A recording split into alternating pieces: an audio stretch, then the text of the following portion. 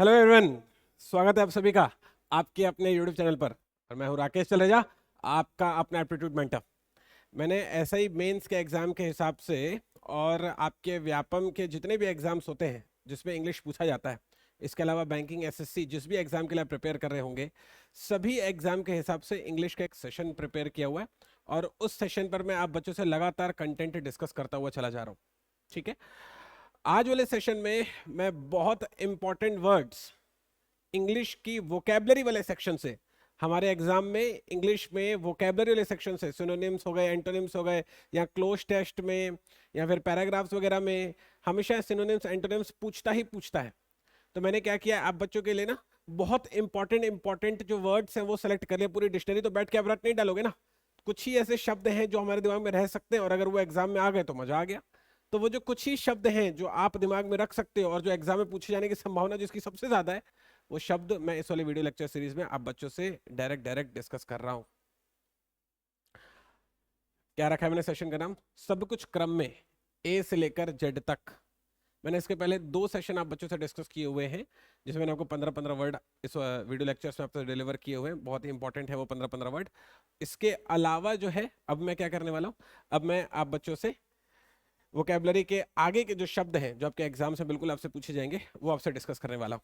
ठीक है, अगर आपको ऐसा लगता हो कि इस सेशन की जो पीडीएफ है वो मेरे लिए इंपॉर्टेंट है और मुझे चाहिए, तो आप मुझसे टेलीग्राम चैनल तलरेजा राकेश में जुड़कर इस वाली पीडीएफ को एक्सेस कर सकते हैं।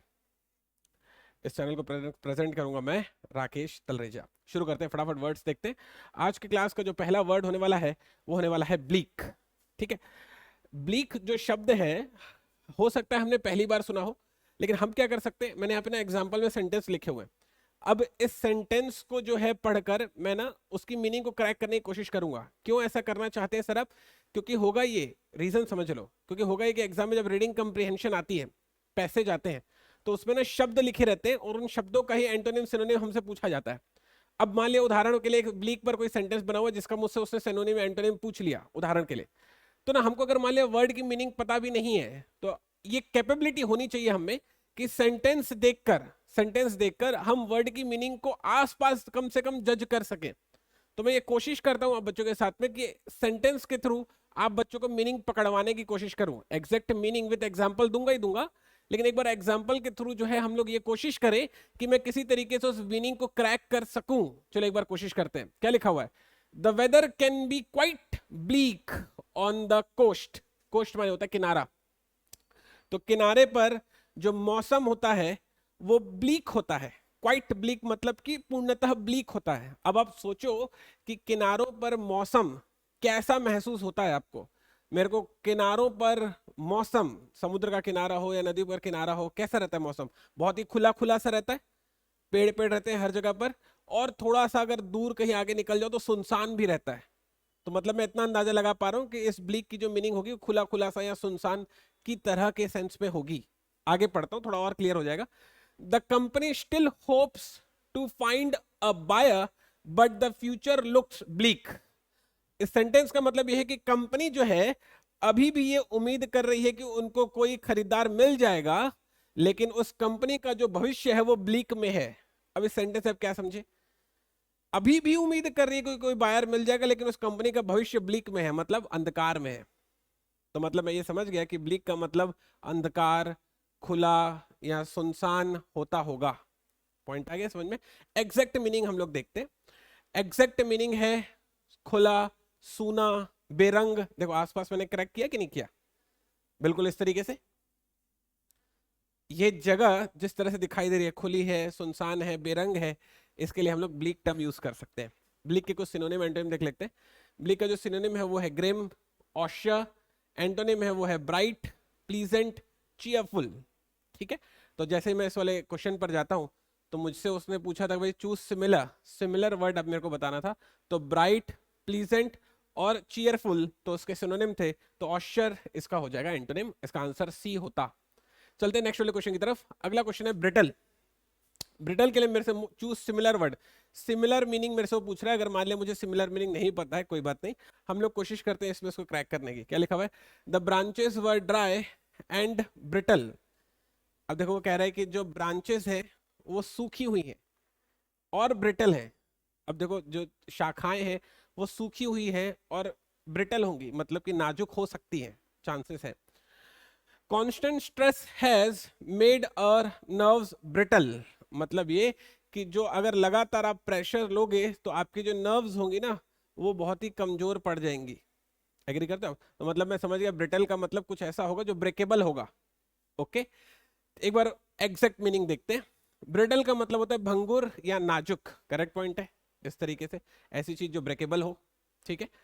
सिनोनिम्स है इसके ब्रेकेबल ऑफ कोर्स होगा, क्रिस्प, डेलिकेट इसके सिनोनिम्स है। एंटोनिम्स क्या है? टफ, एंड्यूरिंग, फ्लेक्सिबल इसके एंटोनिम्स है। तो जैसे ही मैं इस क्वेश्चन में जाता हूं तो मुझे दिखाई देता है कि ब्रेकेबल इसका सिनोनिम था, टफ, एंड्यूरिंग और फ्लेक्सिबल इसका एंटोनिम था। तो इसका जो आंसर टिक करके आऊंगा मैं, वो टिक करके आऊंगा आंसर नंबर ए। ठीक है, मेरा ख्याल है यहां तक आप बच्चों को क्लियर हो गया होगा। चलते हैं नेक्स्ट वाले क्वेश्चन की तरफ। अगला क्वेश्चन है बसल। इसके लिए मुझे अपोजिट वर्ड चूज करके बताना था। एक बार सेंटेंस के थ्रू करेक्ट करने की कोशिश करते हैं। सेंटेंस में लिखा हुआ I love the hustle and bustle of the market place. अब मार्केट प्लेस में क्या होता है? जैसे आप मार्केट प्लेस में जाओ तो बहुत शोरगुल हो रहा होता है, लोग इधर उधर भाग रहे होते हैं, मेरे को ये सामान चाहिए, मेरे को सामान चाहिए, क्या रेट दिए, कहते हैं कम करो, ऐसा करो वैसा करो, बहुत उथल पुथल मची रहती है। तो मैं समझ गया हसल एंड बसल मतलब कि कुछ उथल पुथल मचने वाली चीज है, शांत नहीं होगा, इसका मतलब उथल पुथल वाला केस होगा। ऐसे क्रैक करना है आपको एग्जाम में।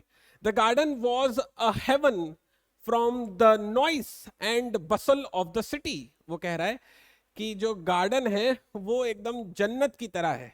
किससे जन्नत की तरह है? शहर में जो शोरगुल होता है उससे जन्नत की तरह है। मजा आ गया, सेंटेंस में वर्ड की मीनिंग पता चल गई कि इसकी मीनिंग होती होगी शोरगुल टाइप का कुछ। देखो, कमोशन, टर्मुलेंट, एजिटेशन, स्लोनेस। देखो हलचल, दौड़ धूप, इसकी जो है सिनोनिम है। कुछ इस तरीके का हाल रहता है ना मार्केट प्लेस में, एग्री करते हो आप? तो commotion, commotion sorry, and tumult and agitation इसके जो है सिनोनिम है। ए, बी और सी इसके सिनोनिम है। स्लोनेस, हसल मतलब फटाफट करना, फटाफट निपटाना चीजों को, वो हसल होता है, हसल एंड बसल। तो स्लोनेस इसका हो जाएगा अपोजिट। उसने मेरे से अपोजिट पूछा था तो इसका मैं राइट आंसर टिक करके आऊंगा, आंसर नंबर डी। ठीक है, चलते हैं नेक्स्ट वाले क्वेश्चन की तरफ। अगला वाला क्वेश्चन है मेरे पास, कहता है बारबरस। बारबरस का मेरे को सिमिलर मीनिंग उसको बताना है। अब बारबरस का मेरे को सिमिलर मीनिंग बताना है, अगर मुझे नहीं पता है तो सेंटेंस के थ्रू इसकी मीनिंग को क्रैक करने की कोशिश करता हूं। सेंटेंस में कहता है it was barbarous to treat prisoners in that manner. वो कह रहा है कि कैदियों को इस तरीके से, कैदियों से इस तरीके से सलूक किया जाना बारबरस है। जैसे उदाहरण के लिए आप सोचो कि भाई भगत सिंह जो थे उनको जेल में डाल दिया था और भगत सिंह ने ये देखा कि कैदियों के साथ जो है बहुत खराब तरीके से पेश आया जाता है। तो भगत सिंह ने क्या किया था? खाना और पानी दोनों छोड़ दिया था। अगर दोगे तो इज्जत से दो वरना मत दो। तो अंग्रेज भारतीय कैदियों के साथ जो सलूक कर रहे थे वो बारबरस था। समझ में आएगी मीनिंग? क्रैक हुआ कुछ? How can they forgive such barbarous behaviour. वो इस तरह के दुष्ट व्यवहार को कैसे माफ कर सकते हैं? ये है बारबरस। बारबरस मतलब होता है दुष्ट, असभ्य, क्रूर। सिनोनिम क्या है? Frustrated, perplexed, unsophisticated. एंटोनिम क्या है? सिविलाइज्ड। हाँ भैया, बहुत इंसान सिविलाइज्ड है। Cultured, polite. ये आप अगर इंसिडेंट देख रहे होगे, ये दरअसल द्रौपदी हैं जिनके साथ पूरी सभा में दुर्योधन ने बहुत बारबरस बिहेवियर किया था। ये मोमेंट आपको ख्याल होगा। तो उसने मेरे से पूछी है सिमिलर, तो सिविलाइज्ड, कल्चर्ड और पोलाइट, तो इसके एंटोनिम हो गए। सिमिलर होगा अनसोफिस्टिकेटेड। मैं इसका आंसर एग्जाम में डी मार्क कराऊंगा। ठीक है, चलिए चलते हैं नेक्स्ट वाले वर्ड की तरफ। अगला वर्ड है बैरॉक। उसने मेरे से पूछा है बैरॉक का सिमिलर मीनिंग क्या होगा। चलो बच्चों लोग सुनते हैं। बैरॉक के लिए मुझे क्या करना है? मुझे उसको सिमिलर मीनिंग बताना है कि क्या हो सकती है। चलो एक बार कोशिश करते हैं मेरे साथ। हम लोग का सेंटेंस लिखा हुआ है, इसको एक बार क्रैक करने की कोशिश करते हैं। The baroque style is rich in ornament. वो कह रहा है कि जो आभूषण होते हैं ना उसमें बैरॉक स्टाइल बहुत ही सुंदर लगता है। ठीक है भाई। Such decoration was a typical feature of the baroque period, वो कह रहा है कि इस तरह की जो डेकोरेशन है इस समयांतराल में टिपिकल फीचर, मतलब इस तरह में ला पाना टफ है। तो बैरॉक पीरियड में मतलब कि एक कहना चाहिए विचित्र, विचित्र मतलब कि अटपटे समयांतराल में इस तरह की डेकोरेशन, या फिर अगर जैसे मान लिया कुछ आभूषण बनते हैं तो आभूषणों में क्या करते हैं कि भाई हर जगह लाल पीला कर दिया, बीच में काला कर दिया, तो सुंदर दिखने लग जाता है, अचानक से एकदम यूनिक लगने लग जाता है। तो मैं ये कह सकता हूँ कि ये जो तरीका है बैरॉक कन्वे करने का थोड़ा यूनिक है, थोड़ा विचित्र है। जैसे लिखा हुआ है ना द बैरॉक स्टाइल, मतलब जो यूनिक स्टाइल है ऑर्नामेंट में, आभूषण में, वो बहुत सुंदर लगती है। इसका सेंस ये है। एक बार करेक्ट मीनिंग देखते हैं। बैरॉक मींस अलबेला, विचित्र या काल्पनिक, ऐसा जो किसी ने सोच न सका हो। आसपास हैं हम लोग। सिनोनिम है फ्लोरिड, गिल्ट, ऑर्नेट। एंटोनिम से प्लेन,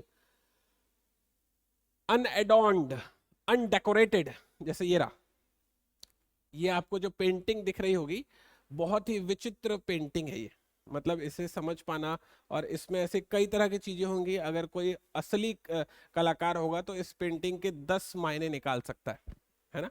तो ये बहुत ही विचित्र पेंटिंग। तो उसने मेरे से क्या पूछा, उसने मेरे से सिमिलर पूछा। तो मैंने आपको क्या बताया कि फ्लोरिड, गिल्ट और ऑर्नेट उसके सिमिलर है। तो फ्लोरिड सिमिलर होगा, ए आंसर हो जाएगा। बाकी प्लेन, अनऑर्नेंट और अनडेकोरेटेड इसके एंटोनिम हो जाएंगे। चलते हैं नेक्स्ट वाले वर्ड की तरफ। अगला वर्ड है, छठा वर्ड होगा आज की क्लास का, दैट इज बैरन। बैरन जो वर्ड है, अच्छा यहाँ पर जो सेंटेंस है वो किसी और का आ गया, मुझे उसको अपडेट करना होगा। I will update that. Barren basically किस चीज के लिए यूज होता है? बैरन जो जगह ना अनफर्टाइल है, जैसे सेंटेंस में देखते हैं। अच्छा ये देखो जरा, जो जगह जो है अनफर्टाइल है, जैसे आप इसे देख रहे हो ये बहुत ही बंजर भूमि है, तो बंजर भूमि के लिए हम लोग यूज कर सकते हैं बैरन, बंजर या बांझ के लिए, जिसका सिनोनिम होगा डेसोलेट, स्टराइल, एम्प्टी, और एंटोनिम होगा डैम्प, फर्टाइल और मॉइस्ट। ठीक है, तो उसने मेरे से क्या पूछा है? उसने मुझे पूछा है भाई सिमिलर, सिमिलर के लिए मुझे मैंने बताया कि डेसोलेट, स्टराइल और एम्प्टी उसके सिमिलर है। तो एम्प्टी उसका सिमिलर था, तो इसका आंसर होना चाहिए था डी, और डैम्प, फर्टाइल और मॉइस्ट उसके हो जाएंगे एंटोनिम, तो इसका आंसर होने वाला है डी। पता चला आपको? कंफर्टेबल है आप लोग इसमें? ये सेंटेंस में अपडेट कर दूं, उसके लिए परेशान होगी, जब पीडीएफ आपको मिलेगी तो इसमें अपडेटेड मिलना चाहिए। नेक्स्ट है बैरियर। बैरियर तो हम लोग जानते हैं ना भाई कि मेरे रास्ते का रोड़ा है, ये हम लोग ऐसे वर्ड यूज करते हैं। बैरियर बहुत ही कॉमन वर्ड है। सेंटेंस सुनते हैं, लिखा हुआ है show your ticket at the barrier, मतलब अपनी जो टिकट है वो उस दरवाजे पर दिखाना, या जो गार्ड खड़ा रहता है वहां पर दिखाना। The police put a barrier across the road to stop the traffic. ऐसा होता है ना, जगह जगह पर जो पुलिस है वो बैरियर लगा देती है ट्रैफिक को रोकने के लिए, है ना। ठीक है भाई, तो बैरियर है रुकावट, अवरोध, जो कि इस तरीके का दिखाई भी देता है, बिल्कुल हमने देखा होगा कहीं ना कहीं। सिनोनिम है इसके बैरिकेड, ऑब्स्टेकल या वॉल। एंटोनिम है इसके लिंक, असिस्टेंस या फिर हेल्प। ठीक है, तो मुझे क्या चाहिए था? मुझे इसका अपोजिट चाहिए था, तो लिंक इसका अपोजिट होगा, बाकी असिस्टेंस, हेल्प और ऑब्स्टेकल। अच्छा, तो मैंने लिंक, असिस्टेंस और हेल्प, ये तीनों ही इसके जो है ना एंटोनिम हो जाएंगे। लिंक, असिस्टेंस और हेल्प। ऑब्स्टेकल इसका सिनोनिम होगा, ऑब्स्टेकल इसका सिनोनिम होगा। तो हालांकि यहाँ पर लिखा होना चाहिए था चूज सिमिलर, तो इसका आंसर फिर डी लगा देता। अगर इसने चूज अपोजिट पूछा है तो ये तीनों ही ए, बी और सी इसके अपोजिट है। यहाँ पर चूज सिमिलर पूछा जाना चाहिए था। टाइपिंग थोड़ा सा एरर है, आगे बढ़ते हैं, कोई लोड नहीं है उसका। मोर इंपॉर्टेंट हमको चीजें समझ में आनी चाहिए। अगला है वर्ड बेस। बेस का तो हम लोग जानते हैं मीनिंग होता है आधार, है ना। जब ये बिल्डिंग का ये बेस है, बेस है मतलब आधार है, ये तो हम लोग जानते ही हैं। लेकिन बेस के ना कुछ और भी मीनिंग होती है, उसको हम लोग अभी देखने वाले हैं। तब तक हम लोग सेंटेंस देख लेते हैं। सेंटेंस में लिखा हुआ है no words can be the discuss of base intentions. वो ये कहने की कोशिश कर रहा है कि जिनकी खराब भावनाएं होती है ना, उनको कोई भी शब्द जो है सुधार नहीं सकता, या कोई भी शब्द जो उनको डिफाइन नहीं कर सकता। तो ये जो बेस इंटेंशंस हैं, ये दरअसल कन्वे करने की कोशिश कर रहा है खराब भावनाओं को।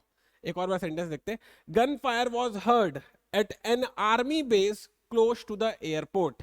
भाई आर्मी के भी अलग अलग जगह पर बेस बने हुए होते हैं, जहां पर आर्मी के जो सैनिक है, सेना के जो दरअसल सैनिक है, सेना की जो टुकड़ी है, वो वहां पर रुकी होती है। तो वहां पर हमने क्या किया, आर्मी बेस पर एक गन फायर सुना, तो बेस का वर्ड जो वर्ड है वो अलग अलग तरह से प्रयोग किया जाता है। जैसे यहाँ पर दो अलग अलग तरीके से प्रयोग किया गया है। यहाँ पर वल्गर इंटेंशन के फॉर्म में प्रयोग किया गया है, और यहाँ पर जो है आधार के फॉर्म में प्रयोग किया गया है, एक जगह के फॉर्म में प्रयोग किया गया है। ठीक है, अगर मैं देखूं तो इसका मतलब आधार भी होता है, जो मैंने बताया। क्षुद्र, क्षुद्र माने भी उसी तरह से यूज करते हैं ना कि भाई थोड़ा सा जो है डाउनग्रेड के फॉर्म में, है ना। सिनोनिम्स इसके वल्गर, मैंने बताया भी वल्गर फॉर्म में यूज करते हैं हम लोग। कर्स, करप्ट, है ना। और इसके एंटोनिम्स क्या है? Summit, noble, aristocratic. तो हमने इसने हमसे पूछा था अपोजिट, तो वल्गर तो इसका सिनोनिम हो जाएगा, कर्स इसका सिनोनिम हो जाएगा, करप्ट इसका सिनोनिम हो जाएगा, नोबल, नोबल का मतलब होता है सम्माननीय। पॉइंट है आपको समझ में? तो नोबल जो है इसका एंटोनिम हो जाएगा, इसका आंसर होगा डी। अगला है वर्ड मेरे पास, दैट इज बैटी। बैटी किस सेंस में यूज होता है एक बार देखते हैं। बैटी के लिए लिखा हुआ है the traffic is already starting to drive some people batty, he was batty, he asked for it. मतलब बैटी किस सेंस में यूज हो सकता है भाई? मान लिया कि आप ट्रैफिक पर खड़े हो, और ट्रैफिक पर जब खड़े हो और बहुत देर से ट्रैफिक में फंसे हो, तो आपका जो है ट्रैफिक में फंसने से जो दिमाग है ना वो आउट हो चुका होता है। तो जब इंसान का दिमाग आउट हो जाता है तो इंसान जो है बौरा जाता है। तो बौराने के लिए शब्द होगा बैटी। मैं ऐसे सोच पा रहा हूं, ही was batty, he asked for it. मतलब ये कि वो पगला है, ऐसा अपन बोलते हैं ना, पागल है जो मेरे से पूछ रहा है बात, उसको पता होना चाहिए ऑलरेडी, अपन ऐसे बोलते हैं ना। तो बैटी मतलब कहना चाहिए भाई बावला, ऐसे। ठीक है, हाँ देखो एग्जैक्ट मीनिंग है बावला, पगला, है ना। सिनोनिम क्या होंगे? इनसेन, वही पगला को इंग्लिश में इनसेन बोलते हैं। सिली, स्टूपिड, फुलिश। ठीक है भाई, एंटोनिम क्या होगा? सेन। जैसे आप अगर फोटो में देखो तो इंसान जो है बौरा गया है अपनी किसी खुशी में, और नाचते हुए शेर के मुंह में चला जा रहा है, तो इसके लिए क्या वर्ड अपन यूज करेंगे? पैटी। ठीक है, मीनिंग है इनसेन, सिली, फुलिश। ये तो इसके सिनोनिम होंगे। अपोजिट पूछ रहा था तो मैं डी टिक करके आ जाऊंगा, डी इसका एकदम करेक्ट जवाब हो जाएगा। अगला वर्ड है अपने पास बाउडी। बाउडी देखते हैं किस सेंस में यूज होता है। His eyes were shrewd and bawdy. अच्छा, all the people in the party were disgust with his bawdy jokes. अब देखो सारे के सारे जो लोग हैं पार्टी में हैं, और किसी इंसान ने ऐसा जोक क्रैक किया है कि सारे के सारे लोग डिस्गस्ट मतलब कि खराब फील कर रहे हैं। तो किसी ने बेहुदा जोक क्रैक किया होगा, है ना। तो किसी ने जब बेहुदा जोक क्रैक किया हो जिसकी वजह से उन लोगों को खराब फील हो रहा है, जिसको आप डबल मीनिंग भी बोल सकते हो, है ना। तो जिन लोगों की जो भावनाएं हैं थोड़ी वो डबल मीनिंग वाली होती है, उन लोगों के लिए हम लोग यूज करेंगे बाउडी। जैसे यहां पर जो क्या लिखा हुआ है, his eyes were shrewd and bawdy. कई कई लोग होते हैं ना जो ऐसे नजरों से देखते हैं, मतलब एकदम हवस भरी नजर से, उनके लिए हम लोग यूज करेंगे बाउडी। ठीक है, जैसे एकदम परफेक्ट एग्जांपल है हमारे पास अपने अक्षय कुमार की जो है, ये हाउसफुल मूवी है मेरा ख्याल है, ये देखी होगी। और अक्षय कुमार इस वाली मूवी में जो रिएक्शन देते हैं, ये जो रिएक्शन देख रहे हैं आप, जिस तरह से वो आंखें कर रहे हो, जिस तरह से वो जीभ बाहर ला रहे हैं, ये एक्सप्रेशन एक बाउडी एक्सप्रेशन है। पॉइंट है आपको समझ में? तो इसके सिनोनिम क्या है?